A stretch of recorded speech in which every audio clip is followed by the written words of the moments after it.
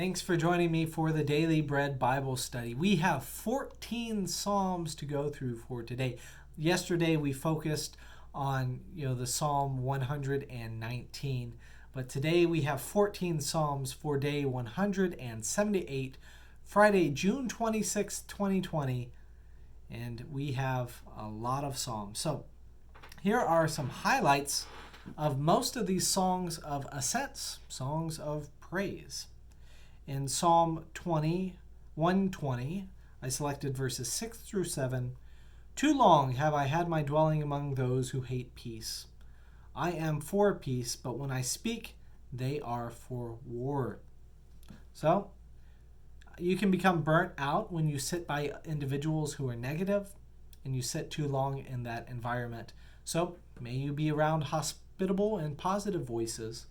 And may the voices that you speak with inside yourself be ones of affirmation and grace, even to yourself and the world around you. In Psalm 121, it's a song of ascents as well. And it's another famous line from here, which says, I lift up my eyes to the hills, from where does my help come? My help comes from the Lord who made heaven and earth. This is a great psalm for worship. A lot of Christian contemporary songs are based around this one as well too. So it's a great place to start for worship. Psalm 122 says, Pray for peace of Jerusalem. May they prosper who love you. Peace be within your walls and security within your towers. For the sake of my relatives and my friends, I will say, peace be with you. Remember, Jerusalem is a very important city for the people of Judah, and they want to be a place of security, a place of peace, a place of comfort. So may, wherever you go, may God be present with you and give you the sense of that space, even if it is not Jerusalem. Now Psalm 123, another song of ascents. In verse 2 it says, As the eyes of servants look to the hand of their master, as the eyes of a maid to the hand of her mistress, so our eyes look to the Lord our God until he has mercy upon us.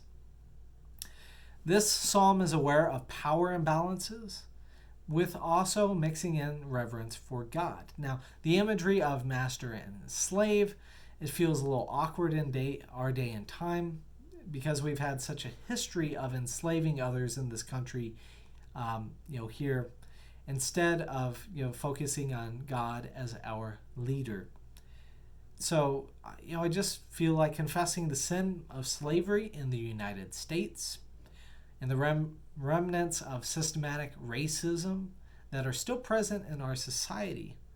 And right now they're being unmasked in our day and time. I hope that we get a fuller picture of what the depth of that is, and also be aware of the ways in which that the language that we use and even write down in our Psalms matters very greatly. Like the Bible talking about slavery is from a different context, and slaves which were set free in the 7th year.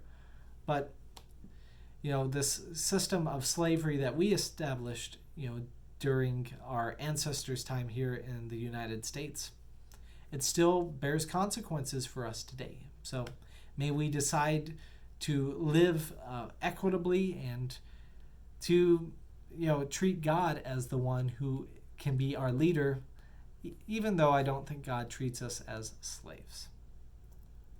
In Psalm 124, it's a song of ascents of David, and says in verses 2 through 3, If it had not been the Lord who was on our side when our enemies attacked us, then they would have swallowed us up alive when their anger was kindled against us. The people of Israel and Judah knew war. That was something that was fought around their day and time a lot. And so they were giving thanks to God, being their protection, a rock and a fortress, a stronghold, as King David mentions often, one in whom protection is granted. So may God protect you from any assailant that you might experience. And Psalm 125, verse 2 says, "As the mountains surround Jerusalem, so the Lord surrounds his people from this time on forevermore." Feels like it continues that theme in Psalm 124, God being a protector, God being there and wrapping us around in his proverbial arms. Psalm 126, another song of ascents. In verse 4 through 5, it says, restore our fortunes, O Lord, like the watercourses of the Negeb.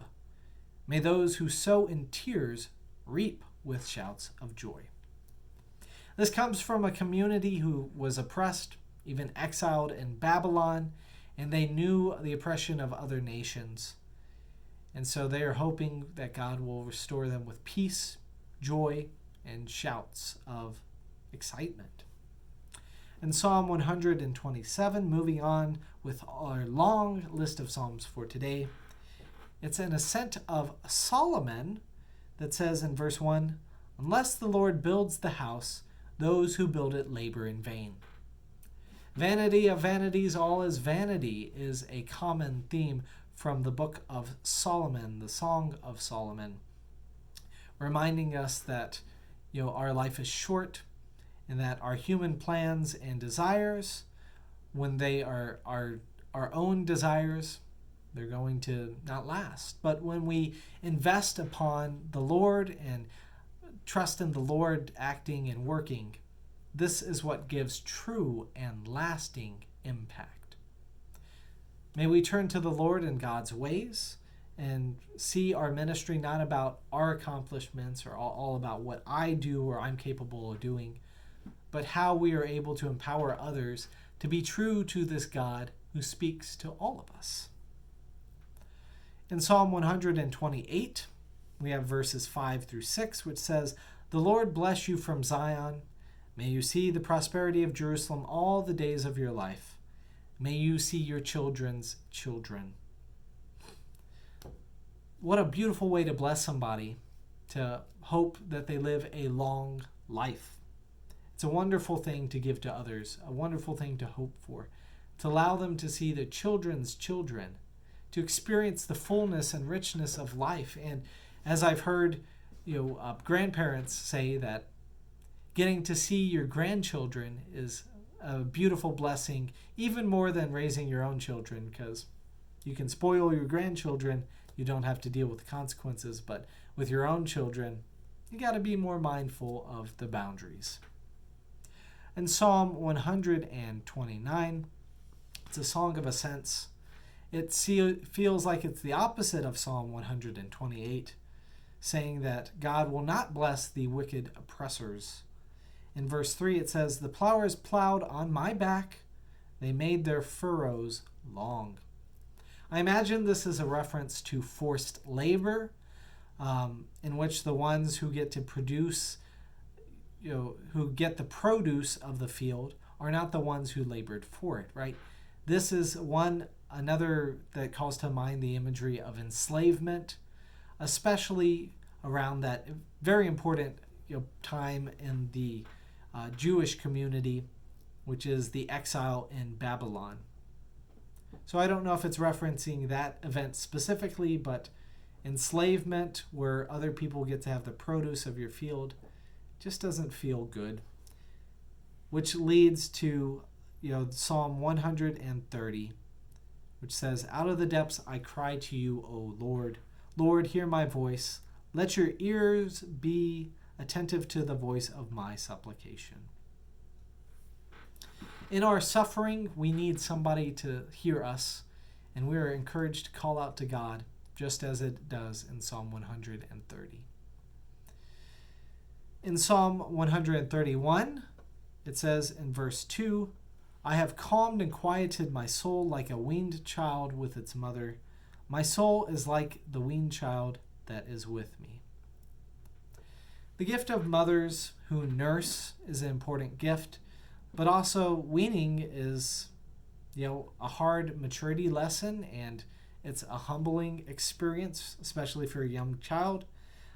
It's mimicking here the hard maturity and humiliation especially of that exile in Babylon, and just a reminder of the dependence upon God's presence, just as a young child seeks comfort in the arms of a loving parent.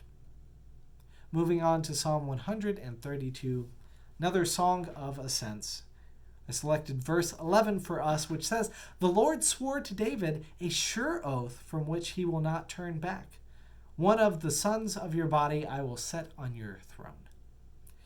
Now, this is a remembrance of the promises of David, especially the importance of Jerusalem.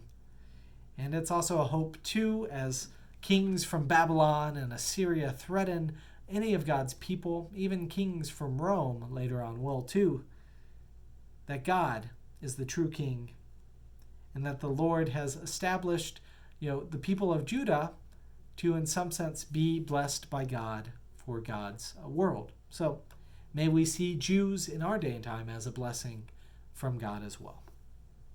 And Psalm 133, the last one for today, I selected verse 1, which says, "How very good and pleasant it is when kindred live together in unity."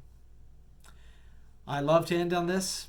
As a peacemaker, this makes my heart happy. I love to see peace and unity between people. And so may we treat one another not with fear and mistrust, but may we treat them with love and this sense of harmony. And may we call people out who are not working towards harmony, but also seek justice for the least among these. So those are all the Psalms for today.